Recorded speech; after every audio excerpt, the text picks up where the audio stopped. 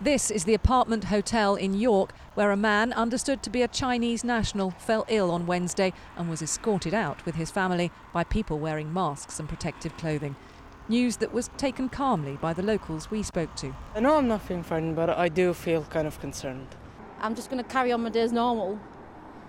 And unless there's a total epidemic when the whole of the country's got it, I'm not going to start panicking just yet.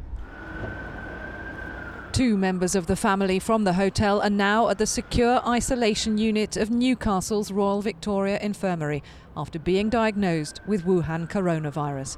A team of investigators is urgently tracing anyone they've had contact with.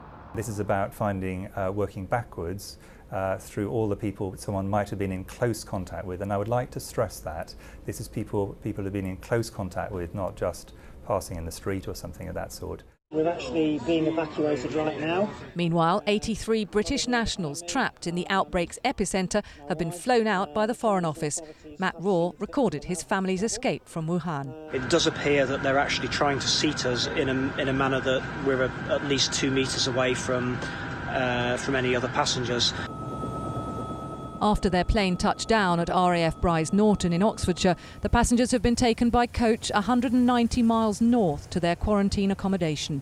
All we were bothered about is getting home, which we've now succeeded in doing.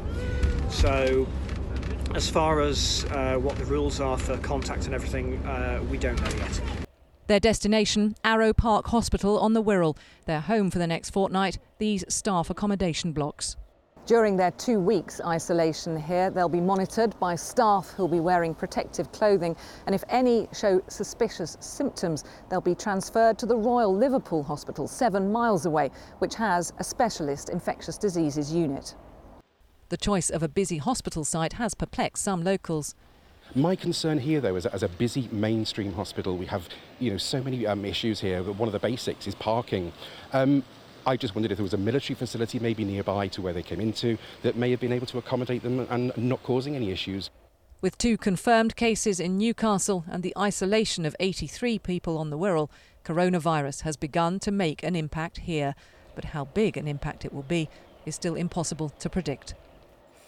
Well, let's join Louise Beale now. She's outside the centre in Newcastle where those 2 coronavirus patients are being treated. What's the latest, Louise?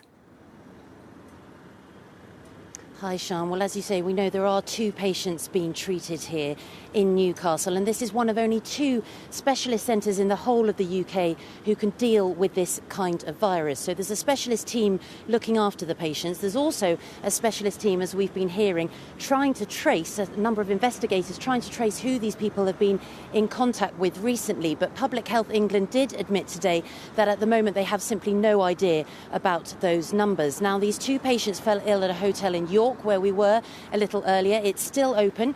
Public Health England say the risk to staff and to guests is pretty minimal. And they have also said that the NHS is well placed to deal with this type of infection.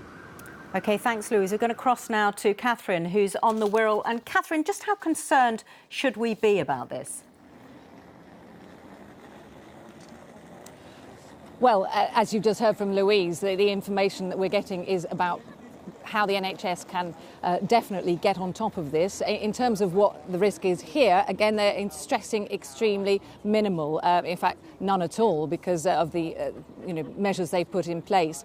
Those include hopefully safely isolating the people behind me when they arrive in perhaps 2.5 hours' time. So far, we've seen milk going inside, we've seen fruit and vegetables, even flowers. I gather that once inside, each individual room has its own separate bathroom. So in terms of cross-contamination, they really are taking no risks.